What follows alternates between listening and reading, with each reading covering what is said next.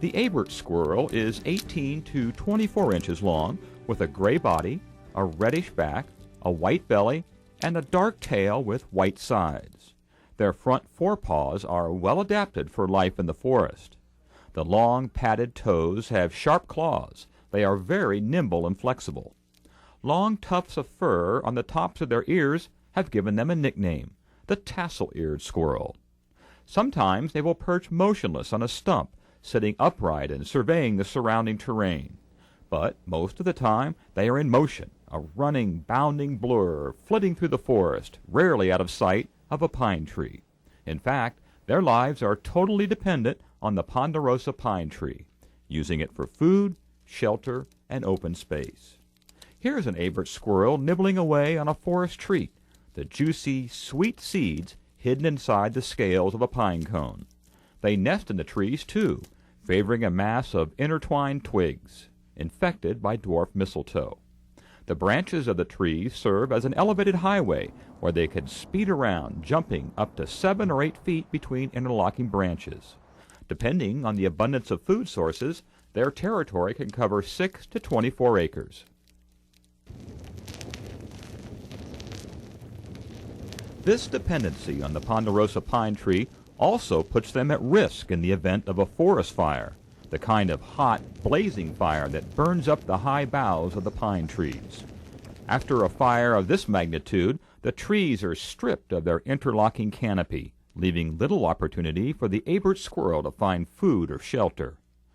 Fire, though, is a natural part of a forest life cycle and can be expected to happen. In the forest just north of Flagstaff, steps are being taken to avoid a big, hot forest fire like the ones we've seen recently in other parts of the state. The Forest Service and other land managers are implementing fuel reduction treatments, a policy which includes thinning or cutting out some trees and prescribed burns. The goal is to protect homes from fire in forested areas. The Arizona Game and Fish Department is interested in the effects on wildlife resulting from these treatments. Catherine Whiteman is a researcher for Game and Fish. There's been a big push to reduce the fuels around communities. We're really concerned about communities burning up in catastrophic wildfire. And so the Forest Service is going to be doing a lot of thinning and fuels reduction treatments in the wildland-urban interface, so in those areas right around Flagstaff. And we believe that we can protect communities and still maintain habitat for wildlife. Part of this forest management plan prescribes small, smoldering fires to be purposely set among the pine needles and debris covering the forest floor.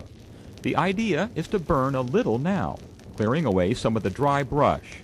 The fire stays low, avoiding the upper reaches of the trees where the Abert squirrel lives.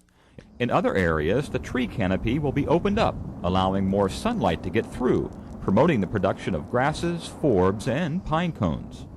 The overall goal is to create what's called a mosaic effect, some dense canopy and some open spaces, some burned areas and other areas untouched. We're concerned that we're going to be reducing a lot of the squirrel habitat. And so in this area, we're hoping to be able to put on the ground a mosaic prescription that squirrels really seem to respond to, and that's patches of that really dense canopy forest and then patches that are more open. Now, to see just how this forest management process affects the Abert squirrel, a primary inhabitant of the ponderosa pine, Game and Fish biologists Catherine Whiteman and Fenner Yarborough are conducting research. We're at Fort Valley in Flagstaff. We're setting traps.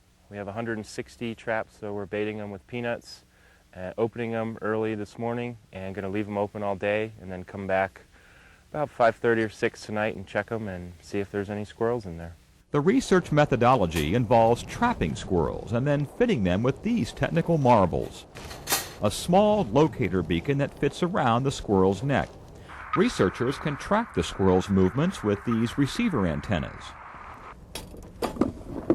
Nora Stodd with the Arizona Game and Fish Department has been trapping squirrels for a long time and explains the process. It's a 12-line grid, 12 traps on each line, so we end up with 144 traps, spaced about 70 meters apart.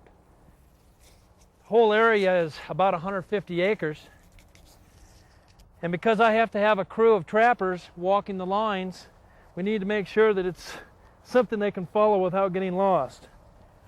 Everything is established on a compass line, and we use this hip chain to go ahead and measure accurately between the different trap lines. Norris conducted his studies on squirrels in the mid-1990s. The ongoing drought is believed to have affected their population. There just doesn't seem to be as many these days as there were 10 years ago. So you had squirrel densities that were 3 or 4 times higher than what we've found so far.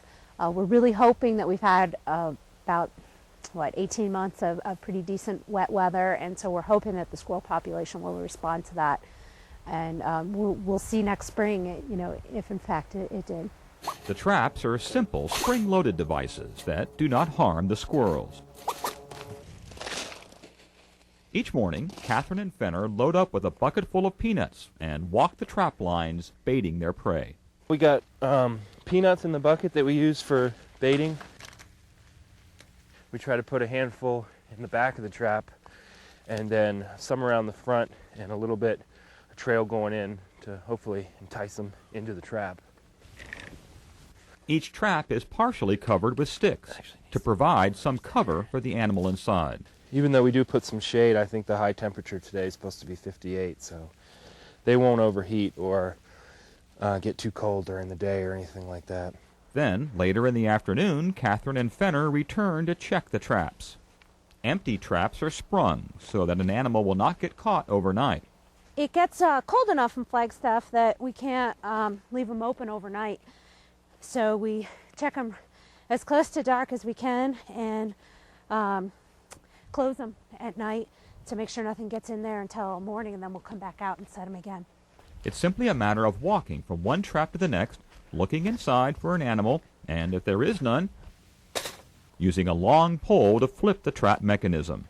You get your exercise with this type of work.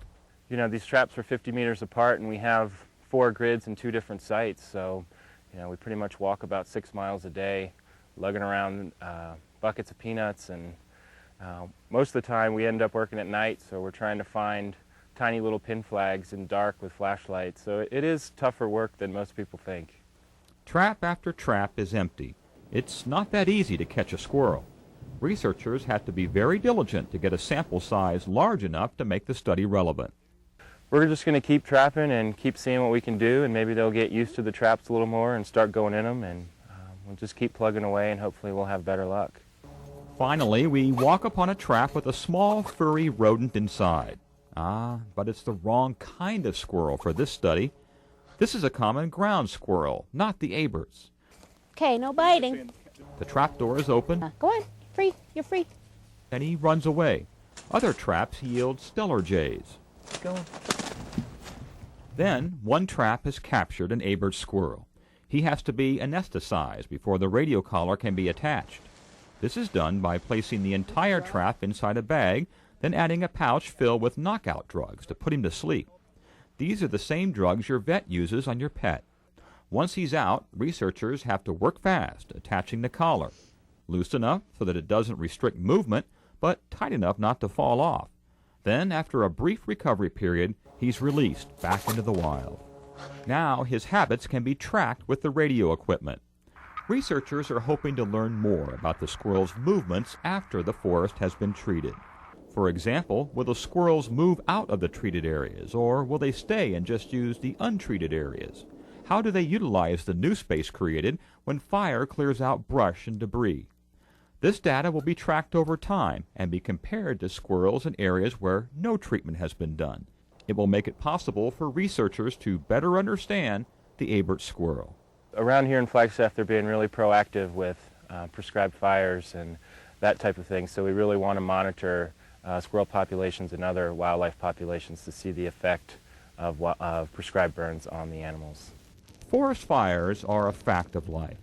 As people move and build homes near wooded areas, the pressure to protect these homes from wildfires increases. Researchers like Catherine and Fenner are looking for a balance between protecting houses from fire and maintaining habitat for wildlife.